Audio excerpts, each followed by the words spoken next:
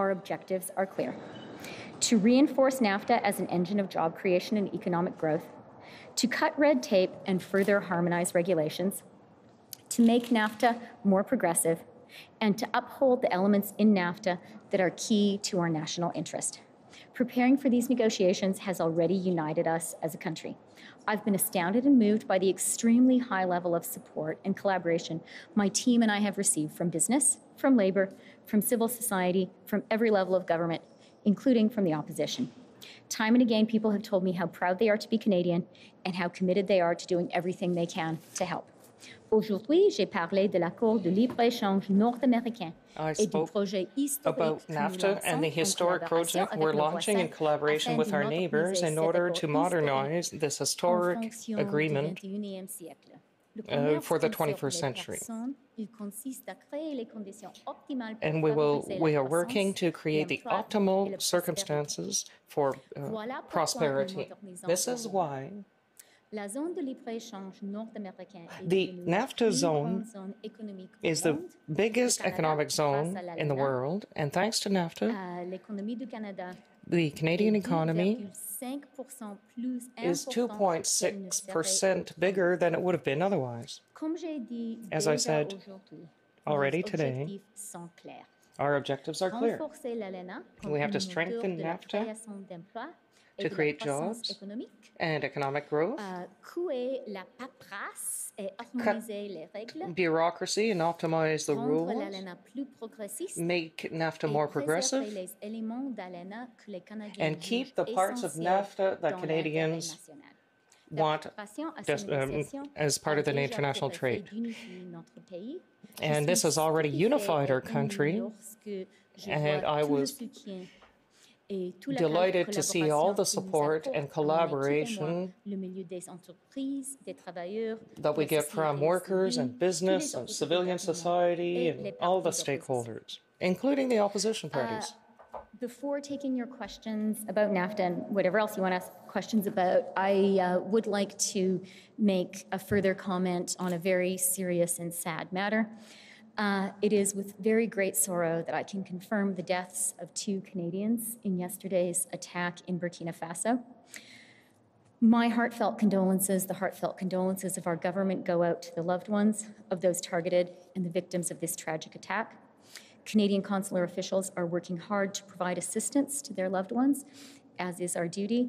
And out of respect for the next of kin, I don't have any further details to share on that tragic matter.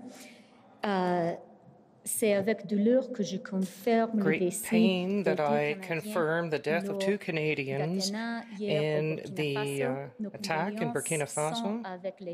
Our prayers are with their victims' loved ones. Our officials continue to work closely to provide aid to the loved ones of these victims. Dispute mechanism was the reason to even negotiate the FTA, not even only NAFTA. The U.S. want to open that chapter. Is it a line in the sand for Canada if they insist in opening it? I spoke in my remarks today, both at committee and at the University of Ottawa, about the importance for Canada in having mechanisms to ensure that any anti-dumping and countervailing duties are levied only when appropriate and are fair.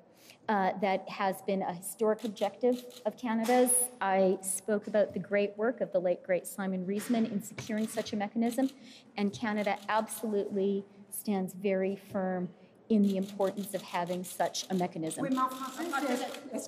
In French? Is that a line in the sand? If they insist on opening it, well, could that push Canada to walk back? I'll repeat in French. As I said this morning, and also in my remarks at the university and to the committee, we appreciate the importance of a mechanism to ensure that tariffs are fair and equal or equitable. It's very important for the first negotiation of any free trade agreement between Canada and the United States. Our government understands very well the importance of having a mechanism to deal with this, as I said today, and we will say it to our American colleagues. 3 to 5% in the dairy industry in Canada. As you negotiated in CETA and TPP, the opening of 3 to 5% for American dairy products, could there be? Yes, we could give a small portion of the Canadian market to the American market. I will start in French and then finish in English. With regard to the supply management, as I said today, our government understands very, very well how important it is to Canadian producers. It's a mechanism that works for us, and our government supports it. It's also important to underscore that, and we have already underscored this in our discussions with the American counterparts, we will continue to emphasize this, that trade between Canada and the United States is generally reciprocal. It's very important. As regards dairy products and trade, trade is not reciprocal, and the reality is that Americans, that we buy 5 times more American products than Americans buy from us. And it's a reality that's very important, and we will strengthen this reality with our American counterparts. Also, just as important, and important in public discussion in Canada. All Canadians know that supply management is the system with which the government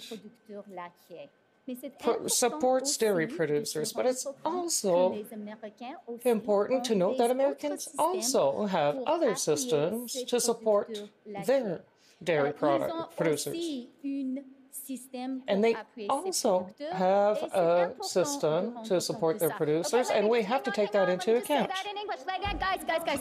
Okay, I'm going to answer in English. Thank you. So, when it comes to supply management, let me be clear that our government understands and firmly supports supply management. In our conversations with our American counterparts, we also have and will continue to take care to reinforce a couple of points. The first is that while trade between Canada and the United States is mutually balanced and is reciprocal, when it comes to trade in dairy products, the United States sells us far more than we sell them at a rate of roughly 5 to 1. That's important to bear in mind when talking about trade in this sector. Secondly, I think Canadians are aware that supply management is a system that Canada uses to support its dairy producers. What is important for Canadians in particular, but we also share with our American counterparts, is that the United States also has its system for supporting its producers who benefit from a range of government supports. Minister, the Europeans also heavily subsidize their dairy industry, and we made the same arguments in CETA, and yet there was a concession made, including just last week a change on the quota division on CETA. So what convinces you that those same arguments are going to work with the Americans, who are known to be even tougher negotiators than the Europeans, when we didn't do that under CETA? So I'm not going to make a judgment as to whose trade negotiators are tougher, the European or the American ones. I like to think that Canadian trade negotiators are the toughest and the best in the world.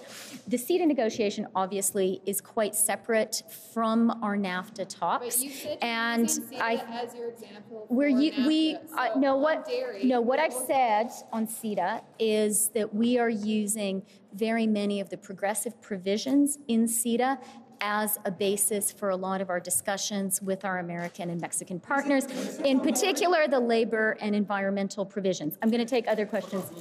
For the auto sector, there's a push to increase the percentage from 62.5% upwards. What's your opinion of that? So when it comes to rules of origin, we have already and will continue to have very extensive consultations with Canadians, particularly with stakeholders in the auto sector.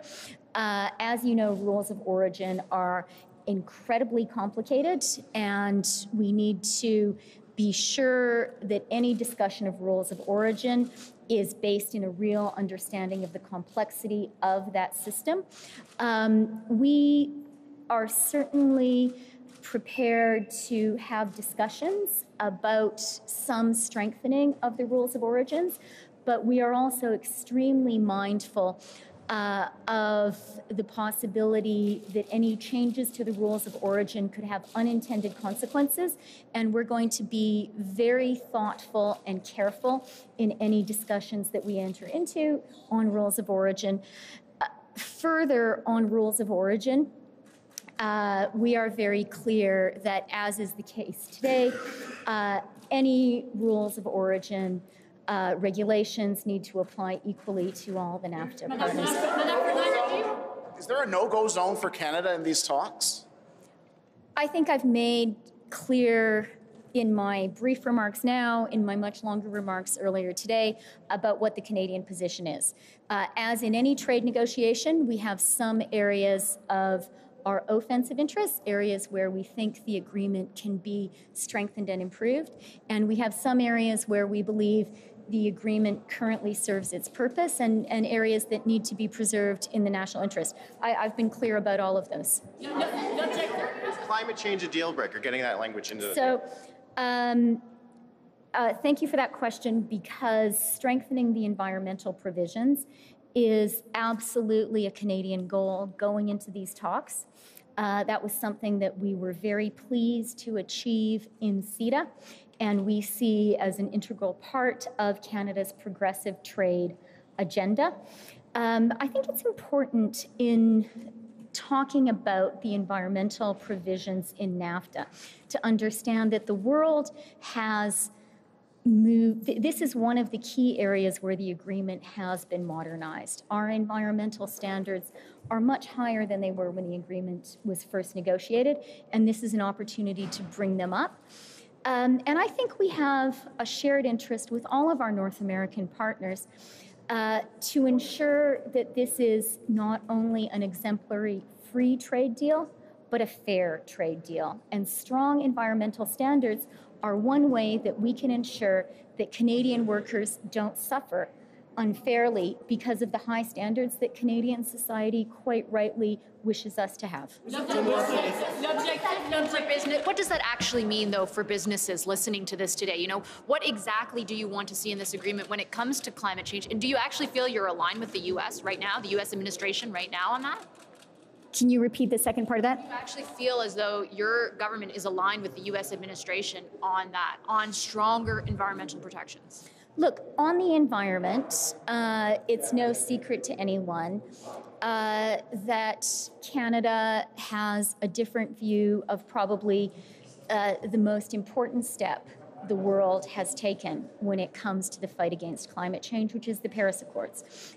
Canada is an energetic and enthusiastic participant in and supporter of the Paris Accords. And we, like most Canadians, are aware that this U.S. administration has chosen to withdraw from the Paris Accords. And as the Prime Minister said at the time, we're disappointed about that. Having said that, hang on, let me finish the answer, okay? Having said that, we continue to work at all levels of government with the U.S. on the environment, not least because we have many shared environments that we have shared stewardship of. And this U.S. administration has said both in public and in private that it continues to have a very strong interest in working with us on protecting those shared spaces. In terms of environmental provisions in NAFTA particularly, here I see a real opportunity for us to work hand in hand with the U.S. administration that shares our goal of ensuring that our workers do not suffer unfairly from the higher standards that our economy, that our people wish us to have rightly in areas like the environment and like labor. What will the gender chapter look like, and what's the point of having it, or an Indigenous chapter? What's the point of having those chapters in this agreement? I'm very glad you asked that question, because those are some areas we're very excited about. A gender chapter, for a start, looks a lot like the gender chapter which my colleague Francois Philippe, in a pioneering step for Canada, negotiated in the Canada-Chile FTA.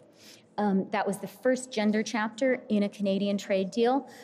It was an important step for Canada. And by the way, it's a great example for NAFTA because as we are doing with NAFTA, modernizing and updating an existing accord, that's exactly what we are doing with Chile, what we did with Chile.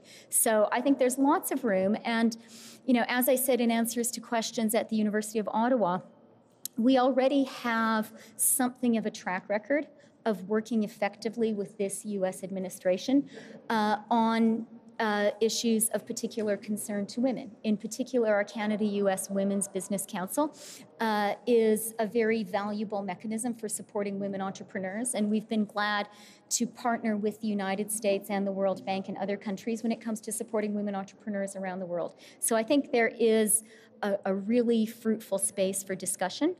On the Indigenous chapter, I actually am going to offer a personal shout out to Perry Bellegarde, who is on my NAFTA council, and it was his suggestion that we introduce an Indigenous chapter. I spoke about it with our officials, and they were also very enthusiastic about that.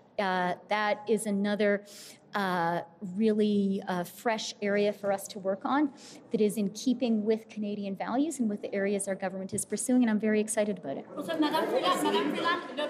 Okay, guys, I'm very sorry. I'm sorry, there's a noon cabinet meeting, and I think my colleagues are going to have some questions about NAFTA also. Okay, merci.